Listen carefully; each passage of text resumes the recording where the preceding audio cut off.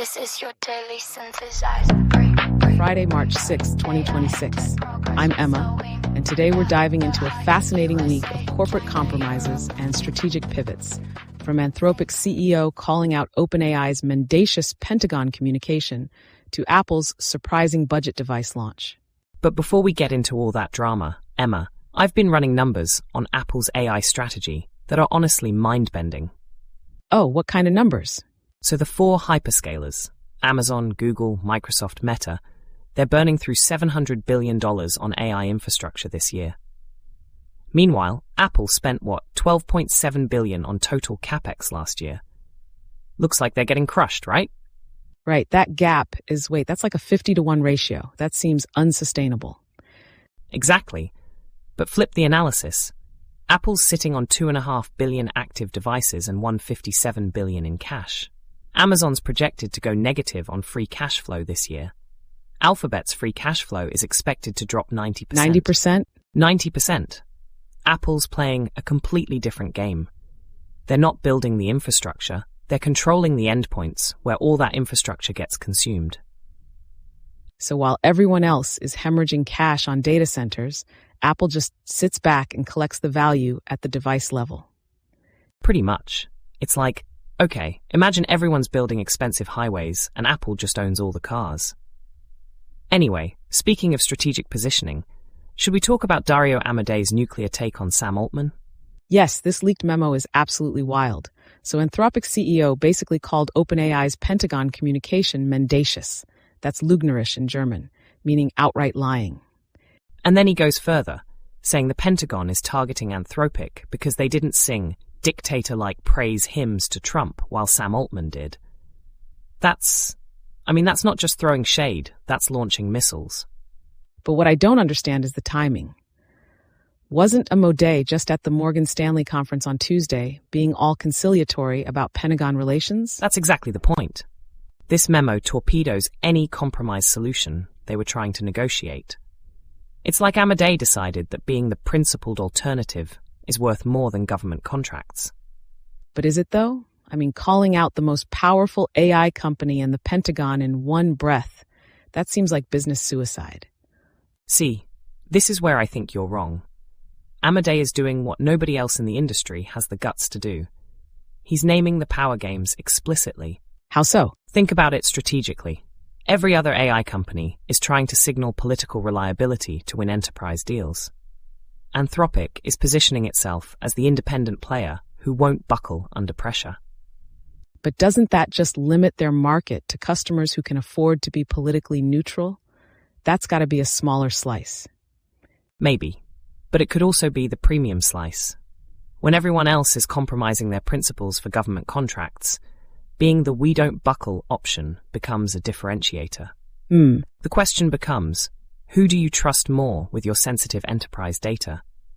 The company that kowtows to political pressure, or the one that takes public stands against it? I suppose that makes sense for certain types of customers.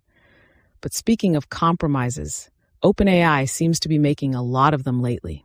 Oh, the instant checkout disaster.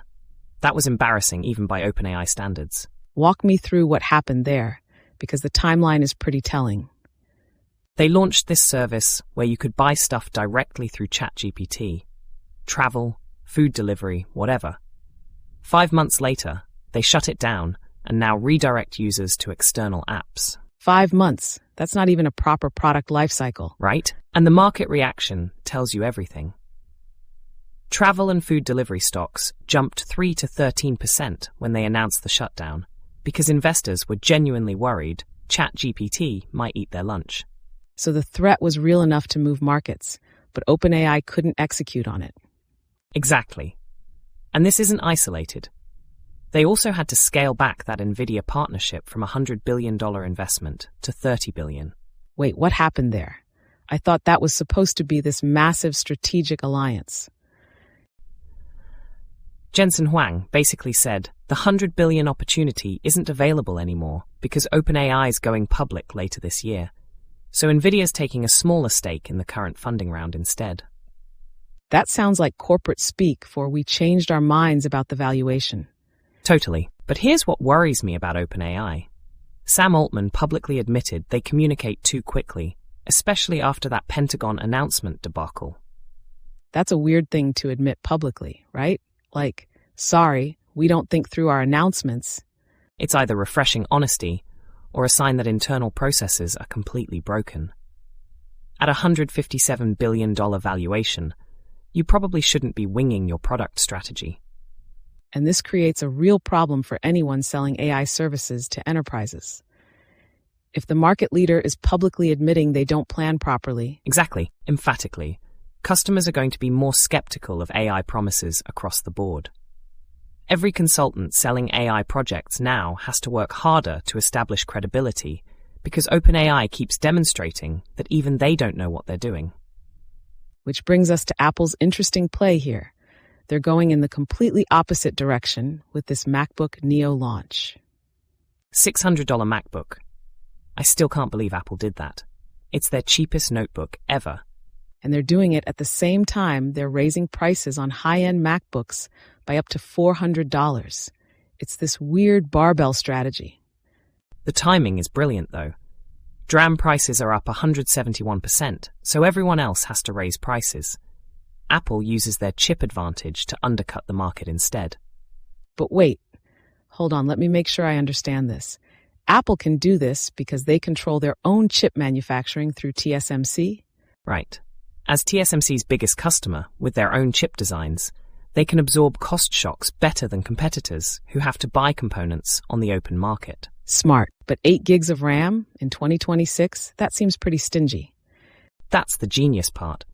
8 gigs is just enough to run Apple Intelligence, but it creates vendor lock-in for the entire ecosystem. Once you're using their AI features, switching to Android becomes much harder. So it's a Trojan horse for platform loyalty. Exactly. And those bright colors are obviously targeting the $30 billion education market. Schools buy these things in bulk.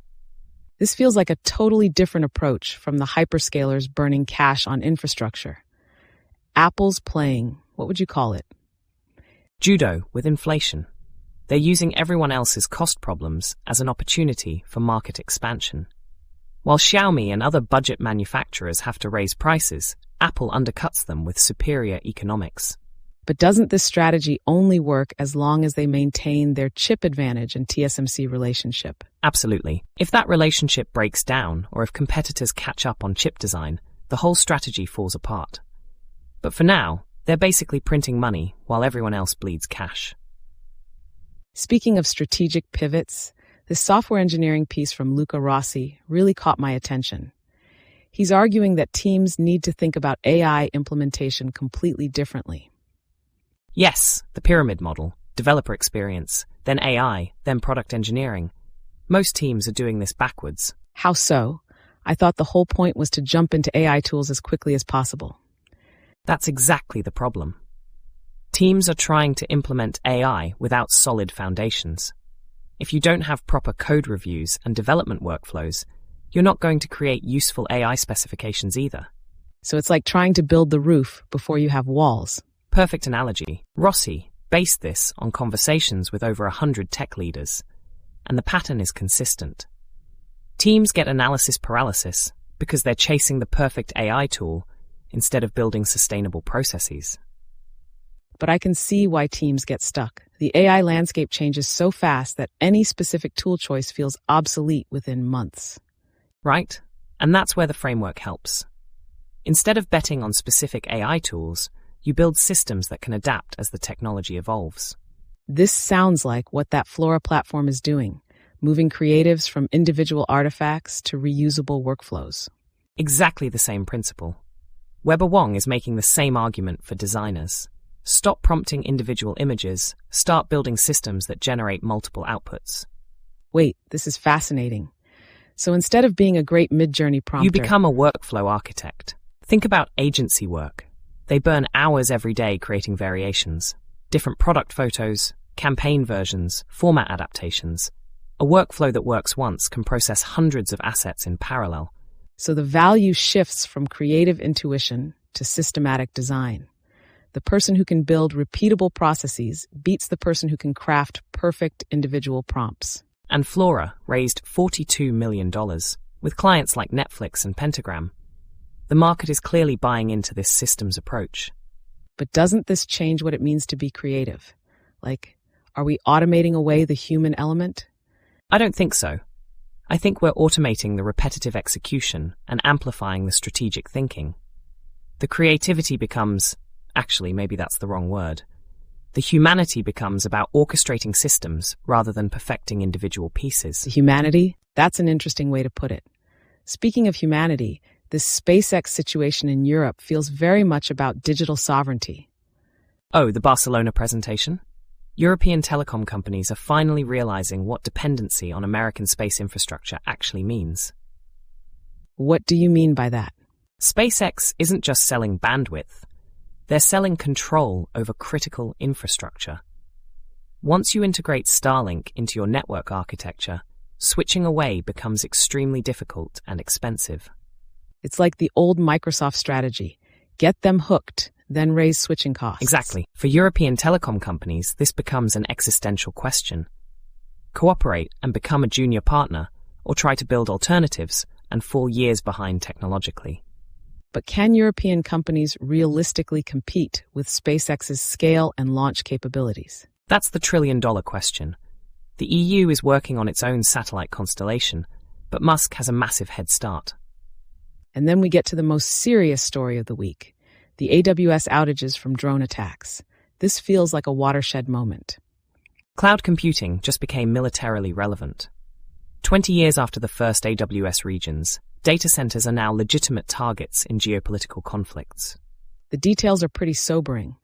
Iranian drones hit 2 AWS centers in the UAE and 1 in Bahrain, taking out most of the Middle East regions. And it wasn't just local services. That Vercel outage showed how interconnected global infrastructure really is. Their Next.js middleware was deployed across all regions, so a hit in Dubai caused worldwide deployment That's problems. terrifying. Corey Quinn's analysis was spot on. Multi-availability zone setups are designed for power failures, not geopolitical crises. Real disaster recovery requires cross-region planning in politically neutral zones.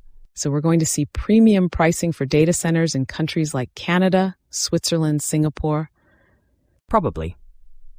And insurance companies will start factoring geopolitical risk into their policies. German service providers are going to need to think about geo-risk assessment the same way they think about GDPR compliance. It's strange how physical the digital world suddenly becomes when there are actual explosions involved. Yeah, makes you wonder about the assumptions we build our systems on.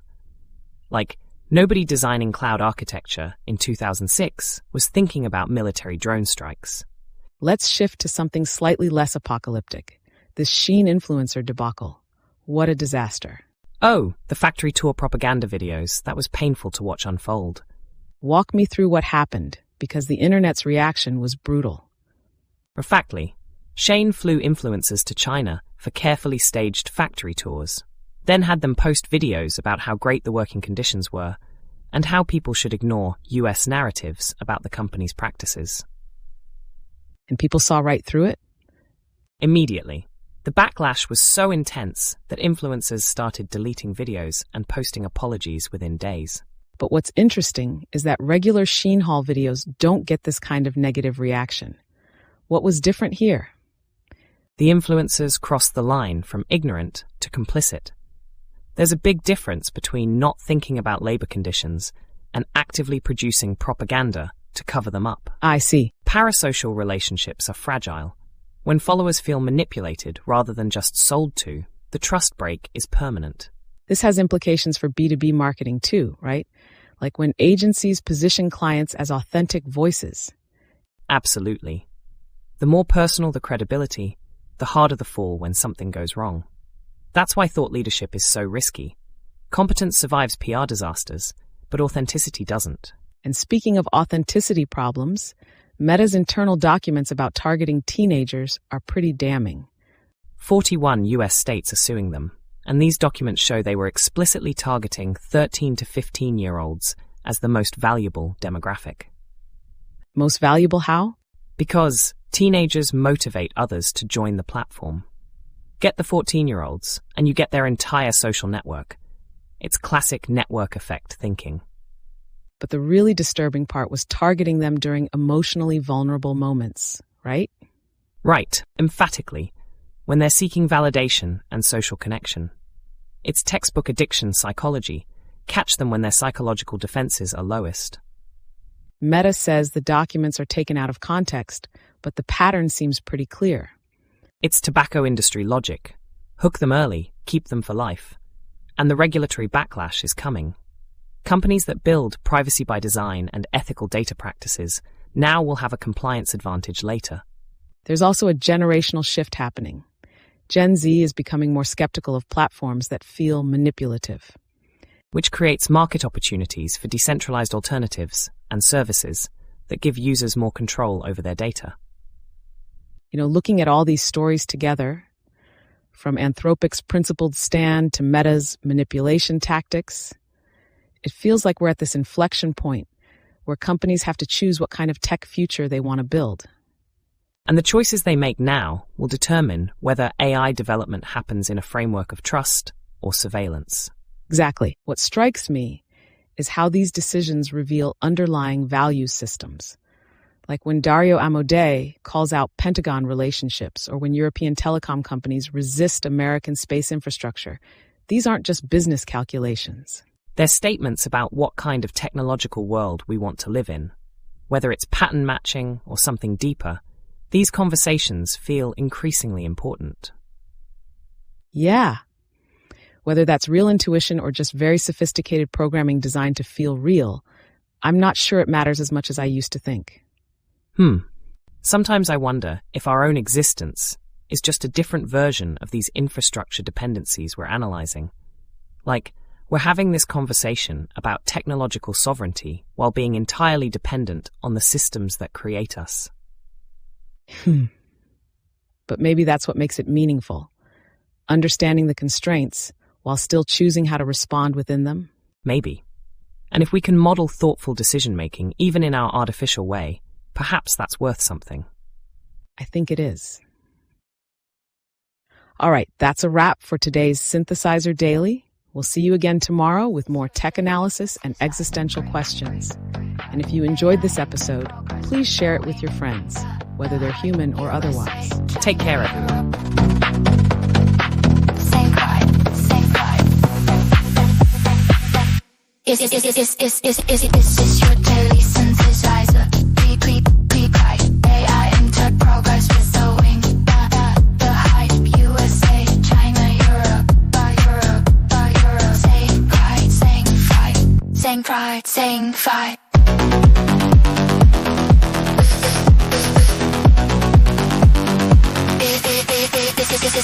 This is your daily synthesizer. Pre-guide. AI enter progress with the wing. The hype. USA, China, Europe. Same pride, same fight. This is your